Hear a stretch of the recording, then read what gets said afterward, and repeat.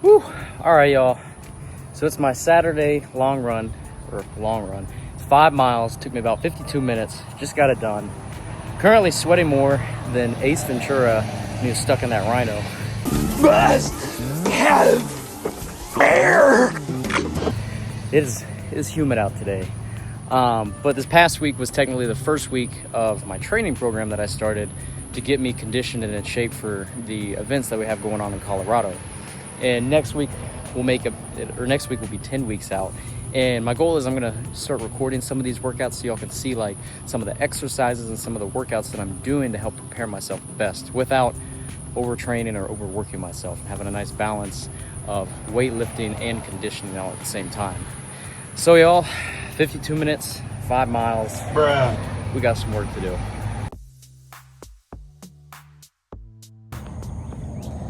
Whew. Alrighty, y'all, it's about 5:30 in the morning. It's Monday, so this marks 10 weeks out, I believe. This morning we're hitting just a little simple 3.5 mile run. Got my new running shoes. It's not hot out because the sun's not out. Humidity's barely here. I mean, it's here, but it's barely here. We're gonna see how it affects my time today. Whew. All right, y'all, we got it done. So my watch, it says it took me 33 minutes to run 3.5 miles. But one thing is, I think this watch is super old. It was originally Brooks, which is originally somebody else's for, I don't even know how long they had it.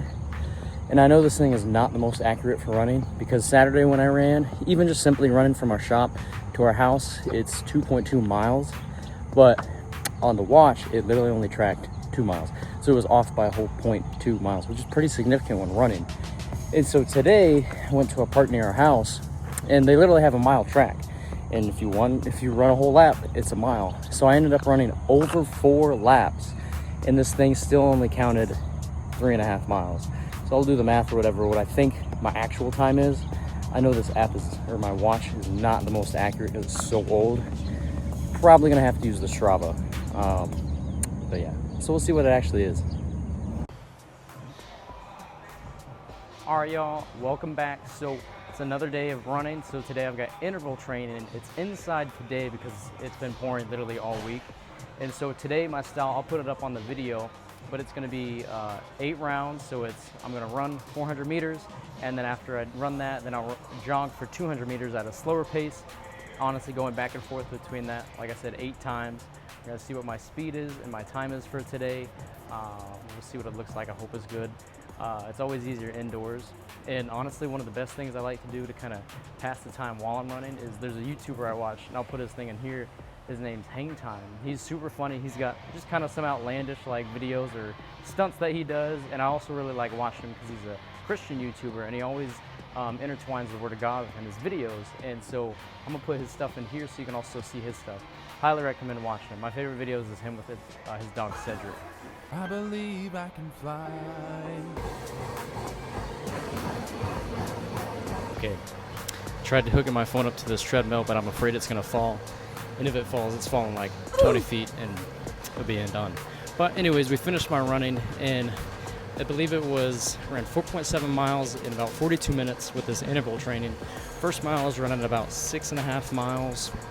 And then for the interval training for my 400 meter run part, I would run about 7 miles per hour on the treadmill. And then for the 200 meter when I'd slow down, I'd go back down to 6.5 miles per hour.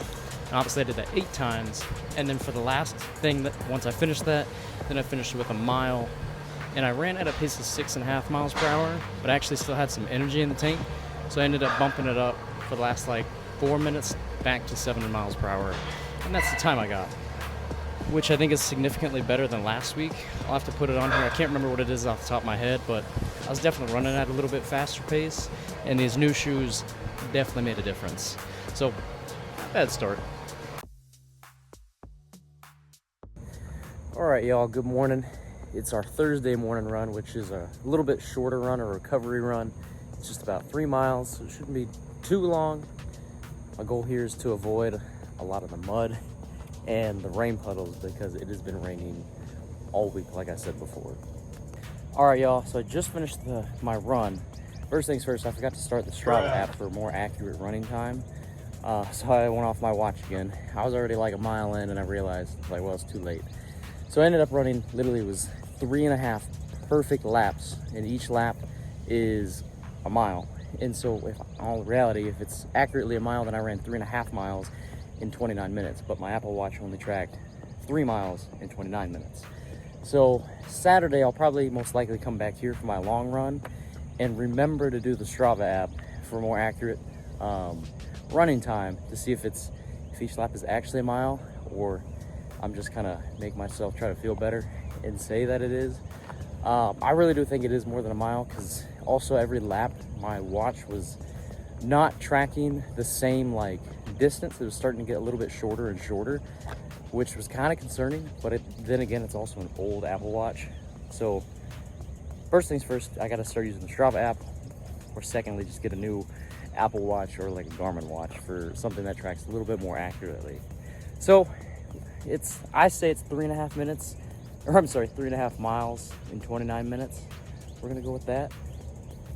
Also, we almost managed to not get any dirt on my shoes, and that's what I got, which isn't bad. Later that day, I decided to refuel with some Love's Dumpling House. It's an awesome place in Katy and Houston. Highly recommend it. Good morning, y'all. It is Saturday, so that means it's the long run today. This Saturday, it's 5.5 miles. And yes, I'm gonna remember to use the Strava app today, see if I can get a little bit more accurate time or distance rather than relying just on my Apple Watch. I'm gonna see what the difference is between the two, and if maybe my Apple Watch is actually accurate. We'll find out.